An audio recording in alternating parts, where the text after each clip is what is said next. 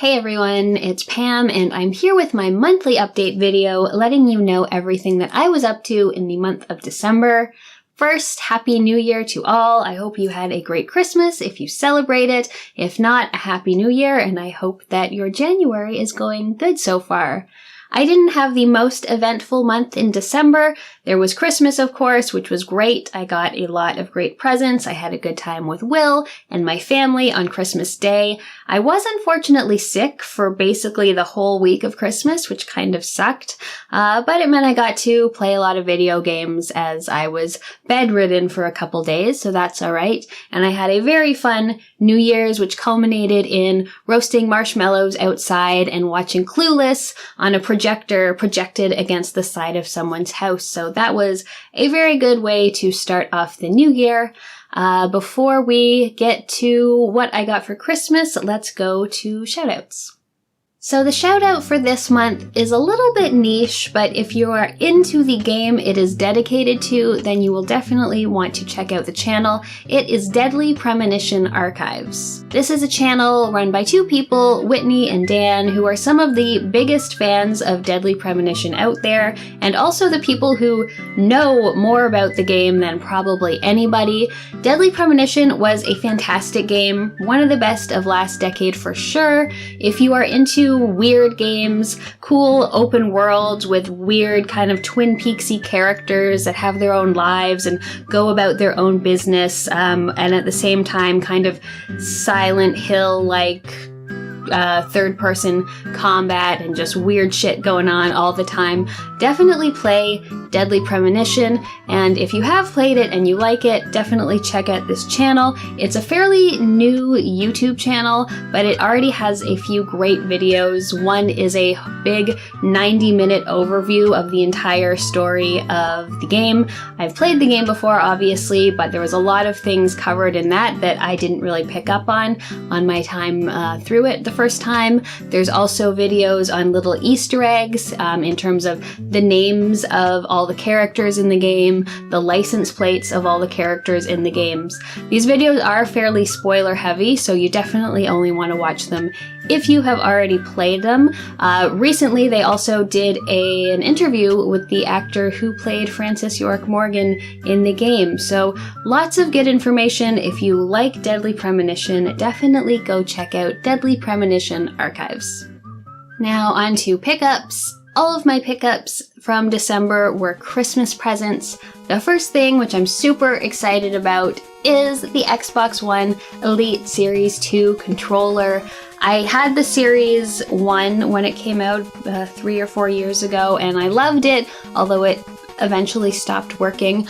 So I was very excited when the Series 2 was announced, and even more excited when I got one for Christmas. It's a beautiful controller. It's like very heavy, it's like smooth in some places and textured in some others. It feels great. You can map all of the buttons to whatever you want. You can use these paddles as like shift buttons.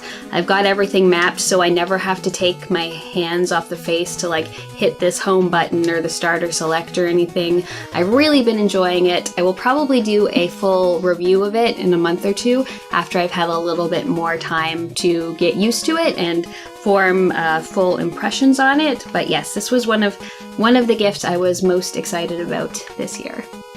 I also got some games to play with my new controller. The first one is called Blacksad Under the Skin, which is something I had actually never heard about, and Will found it and said it looked like it would be something that would be interesting to me, so he got it for me for Christmas, and I was very excited to see it because I'm always happy to see a game that has somehow managed to escape my attention. I did actually play through the whole thing over Christmas, so I will be talking about this a little more later.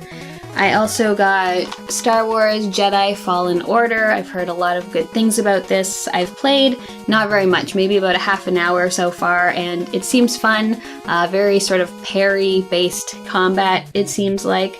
It looks very nice and it feels very Star Wars-y. And then the last one is Dark Pictures Anthology Man of Medan. I have not had a chance to try this one out yet, but I was a huge fan of Until Dawn, so I'm hoping that this game feels and plays a lot like that. And since I talk about video game vinyl on here a fair bit, I wanted to show something that I got for Will for Christmas. It is the Mega Man 1 to 11 vinyl collection. It is 6 vinyl with the collections of all the soundtracks to the Mega Man games. He was very excited when this came out. I was really worried that it wasn't going to get here before Christmas, but it came in sort of just under the wire so that I could give it to him. Yeah, it's a really nice set, and the Mega Man music is great. Also, and this one isn't really Christmas related, but there was a soundtrack to Turtles in Time announced a while ago for pre-order. We ordered it and it just came in before Christmas. Turtles in Time has a great soundtrack. Whoever chose the art for this, I sort of question their taste. It's not my favorite cover ever. And then we got the limited edition vinyl, despite the fact that this is like the ugliest picture disc I've ever seen, I think. But I guess looks aren't everything, and it's the soundtrack that matters. So now on to what I've been playing. I managed to play a number of games in December. I'm not the biggest Legend of Zelda fan in the world, but I played 2 games that were very much influenced by Legend of Zelda. The first one was Anodyne, and this is an indie game. It is very much like, I don't know, like Legend of Zelda 1, I guess, sort of top-down action, a lot of like light puzzle dungeons, and an atmosphere and a story that sort of gets more and more surreal as time goes on. And I really liked it at the beginning of the game, and now where I am a few hours in, I'm kind of getting a little tired of the dungeon puzzles. They're just really not doing a whole lot for me. So I might actually retire this one. I'm not sure. I don't know. I might go back to it at some point, but it's just sort of, I really enjoyed it at the beginning, and now it's just like, okay, I get the point now. I don't want to do any more dungeons. The second very much Zelda-influenced game I played is Oceanhorn, and this one is more influenced by like the 3D kind of Zelda games. And you play a guy who goes on an adventure to fight this mythic sea beast. It's a little Wind Waker-esque. You have a ship and you go sort of from island to island, delving into dungeons and talking to people, getting new equipment and spells and abilities that will let you get further and further.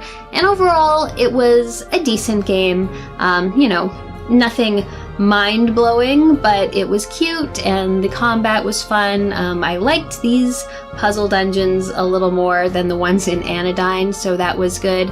And yeah, it wasn't too long. It was maybe a 10-hour or so game, which was a nice little experience. I was actually very surprised to find out that it was originally a mobile game and then it got ported to Xbox and I think PC, and it was a very good port. I know a lot of the times when things get ported from mobile, they're kind of janky and, you know, not very fun, but this one they actually did a pretty good job with that, and I would have never been able to tell that it was a mobile game to start out with. Another one I played in December is Rogue Legacy, which, as you can probably tell by the title, is a roguelike. The sort of unique thing about this game is that every time you start a new run through this castle that you are trying to get to the final boss of, you get to pick between one of 3 characters, all sort of in the same bloodline, and they each have different quirks. So like, one of them might be colorblind, so you will see the whole level in black and white. One of them might be a giant, so they're a much bigger character model than usual. One might be bad at casting spells, or another one might be faster. So depending on these quirks and the class that they are, it will very much impact how well your run goes. There's certain classes that I liked better than others, and some quirks which I became, you know, sort of started to count on as it went on. You go through the castle, you kill monsters, you get coins, and then after each run you can use those coins to improve. You can open up new classes, you can buff old classes, you can get more health and more armor, make your magic spells do more damage, stuff like that. Overall, it was a pretty good game. I actually started playing it because I really wanted to play something that would scratch that Dead Cells itch. I talked about Dead Cells a couple months ago, and it was just like one of the most fun games I played last year. If I had played it in 2018 when it came out, it definitely would have been on my top games of the year, but I just didn't get to it until 2019.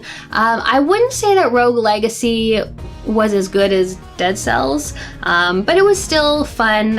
It took a while for me to get into it. My first number of runs, I felt like I wasn't making a whole lot of progress. There were some runs there where I wasn't making enough gold to get any upgrades, which felt very sort of frustrating and like I wasn't making any progress at all. But once I sort of got over that hump, it became easier and I managed to get through all 4 areas of the dungeon and kill the bosses and things. So it was a good game. Wasn't quite as, as good as what I was looking for in terms of wanting it to be another Dead Cells, but overall worth playing.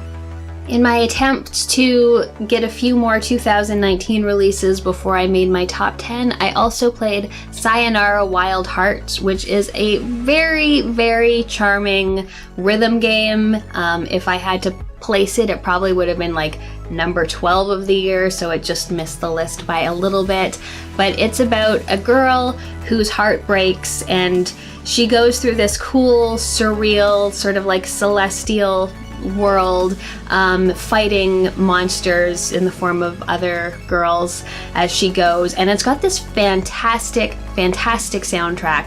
The gameplay is a little limited, like you're not doing a whole lot, you're just basically going left, right, and jumping in order to collect coins and avoid some obstacles and things like that.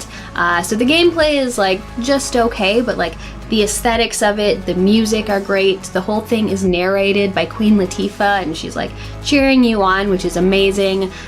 Very, very charming game, and if you like sort of very great like music rhythm-based games, I definitely recommend it. Another 2019 release I played just at the end of the year was called Don't Escape.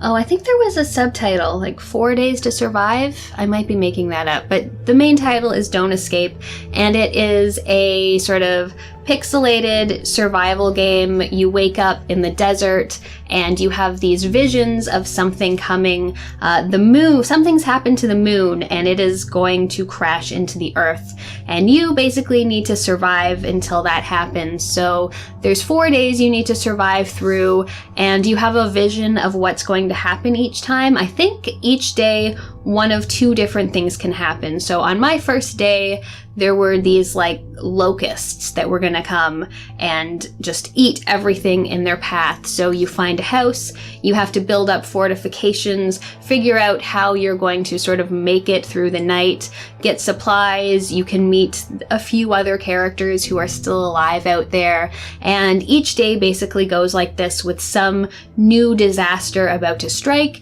and you needing to find out how you can defend yourself so that you can make it through the night. The story goes, eventually you find out about the moon crashing, and there's, something that you can maybe do to survive that as well, but it was a lot of fun. I really like those sort of resource management survival games, and this one sort of scratched that itch for sure. I might even give it a second playthrough to see some of the scenarios that I didn't get to see on my first time. Also, during the time between Christmas and New Year's, I decided to give Felix the Cat another playthrough. I usually play that every couple years, so I spent, not very long. It's a pretty short game, 30 or 40 minutes, beating Felix the Cat on NES, and I still love that game as much as always.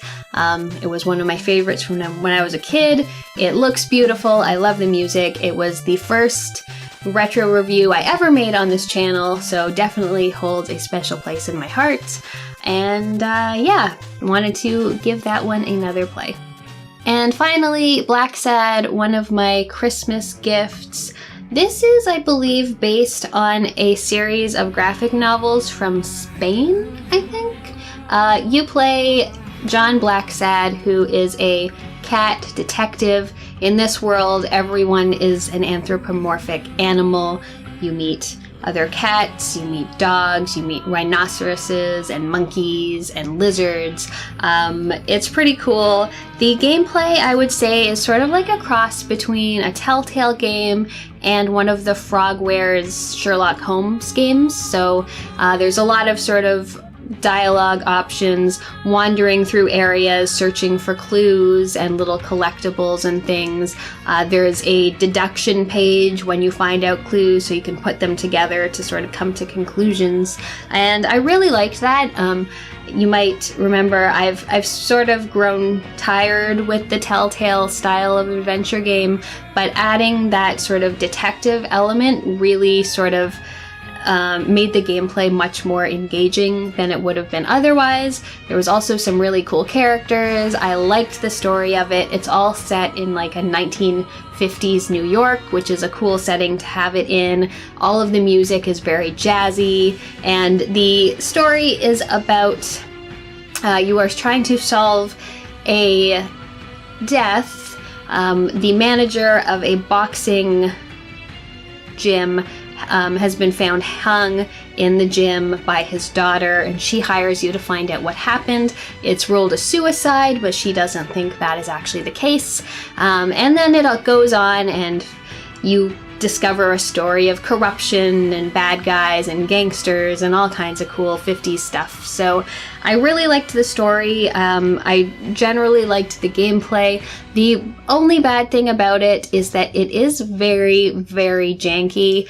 The character doesn't control that well. He's very, like, I don't know, he feels very much like a tank when you're trying to control him. Like, he's a cat, he should be lithe and agile, but no, he's not. It's a bit of a clunker to control it. When you're trying to look for different hotspots on the screen, sometimes you have to be facing in the exact right way, and since you can't make those fine little movements, it kind of makes it frustrating at times. There's also some frame rate issues. I had it freeze once and crash once. I'm generally the kind of person who can put up with quite a lot of jankiness in games if I like the game enough, and obviously since I played through the whole thing sort of over the Christmas break, I did quite enjoy it. It's a good game, and again, cool to see something that I'd actually never heard of before. So yes, I tentatively recommend Blacksad if that kind of gameplay appeals to you, the sort of like Telltale / detective kind of gameplay. Just be warned that it's not very well optimized. So that's it for my December update. Let me know in the comments what you've been up to, if you've gotten any cool pickups or played any games you want to share with me. Thanks for watching, and I'll see you next time.